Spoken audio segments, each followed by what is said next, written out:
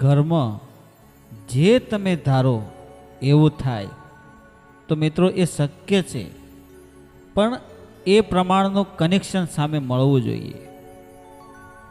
ઘરમાં દુઃખ મટાડવું હોય તો એ પ્રમાણનું વાતાવરણ તમારા ઘરમાં ઊભું કરવું પડે. ઘરમાં જો સુખ લાવવું હોય, સમૃદ્ધિ લાવવી હોય, ધન દોલત માયા મિલકત પૈસે ટકે, છોકરાઓએ સમાજમાં ધંધામાં વેપારમાં મિત્રો એટલે કે ઘરમાં તમામ જીવન જરૂરિયાતને પૂરી પાડવી હોય અને આખા ઘરમાંથી દુઃખ બહાર કાઢવું હોય તો આપણે એવું શું ત્યાગ કરવું પડે, શુંને છોડવું પડે. તો મિત્રો એના માટે આ વિડીયો બનાવવાની મેં કોશિશ કરી છે. તો આપ આ વિડીયો ધ્યાનથી સાંભળો તો તમને ચોક્કસ ખ્યાલ આવશે કે આપણા ઘરમાં દુઃખ કઈ રીતે જાય અને સુખ આવે.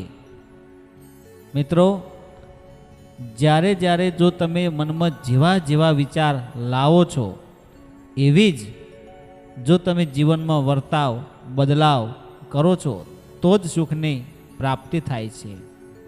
ઘણી કથાઓમાં ઘણી વાર્તાઓમાં આપણા વડીલો પણ આપણા ગુરુજનો પણ ઘણી વખત આપણને કહેતા હોય છે કે જો જીવનમાં સુખ ભોગવવું હોય અને ઘરમાં દુઃખ ન લાવવું હોય અને ઘરમાં સુખ સાહેબી ભોગવવી હોય તો આપણે આ ટિપ્સનો ઉપયોગ કરવો જોઈએ.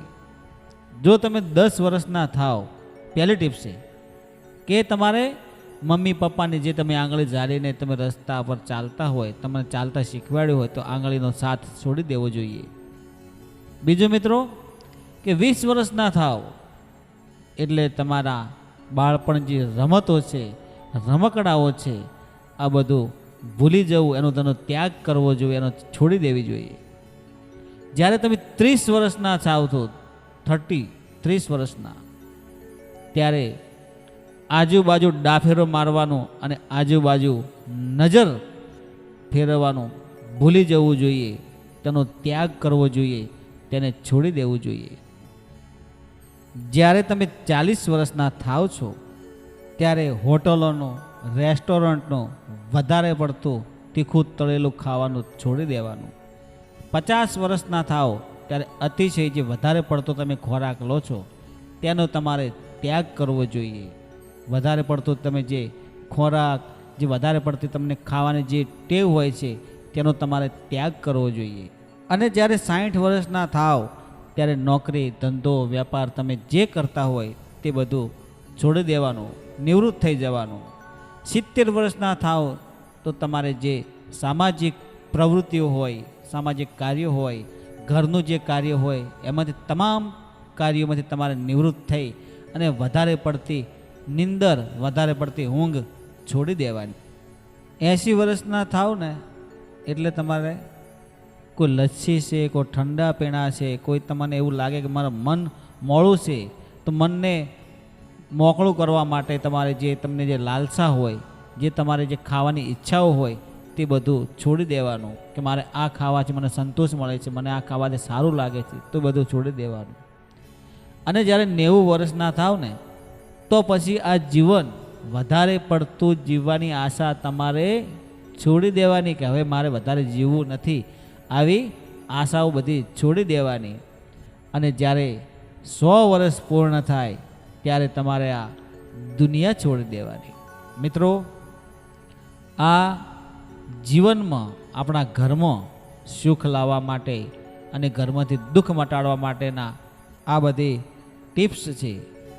આવું જો તમે તમારા ઘરમાં, તમારા જીવનમાં આવા ઉપાયો, આવા લક્ષણો જો તમે તમારા ઘરમાં શારીરિક રીતે કરો છો તો જીવન સુખમય બની જાય છે. ઘરમાંથી કંકાસ દૂર થવો જોઈએ, ઘરમાંથી ઝઘડાઓ દૂર થવા જોઈએ, ઘરમાં પ્રેમભર્યું વાતાવરણ ઊભું કરવું જોઈએ, બાળકો ઉપર મીઠી અસર થાય એવું ભણતર, શિક્ષણ અને ગણતર બાળકોને આપવું જોઈએ. ખોટા વ્યસનથી દૂર રહેવું જોઈએ, ખોટી જે ભ્રમણાઓ છે એનાથી દૂર રહેવું જોઈએ. મિત્રો આપણા ઘરમાં મા બેન દીકરીને, સ્ત્રીને માન આપવું જોઈએ, વડીલોને માન, ગુરુજનોને માન, બની શકે એટલું ધર્મ કરવું જોઈએ. કળકુંવાસીને આશીર્વાદ આપણે લેવા જોઈએ. અને જ્યાં સુધી હું માનું ત્યાં સુધી તો ધર્મ વગર ઉદ્ધાર જ નથી. ધર્મના માર્ગે રહેવો, જીવનમાં કોઈ પણ દુઃખ નથી આવતું. વિડીયો આ ગમ્યો હોય તો તમારા પ્રતિભાવો કોમેન્ટમાં જણાવવા વિનંતી. જય માતાજી, જય ગુરુદેવ.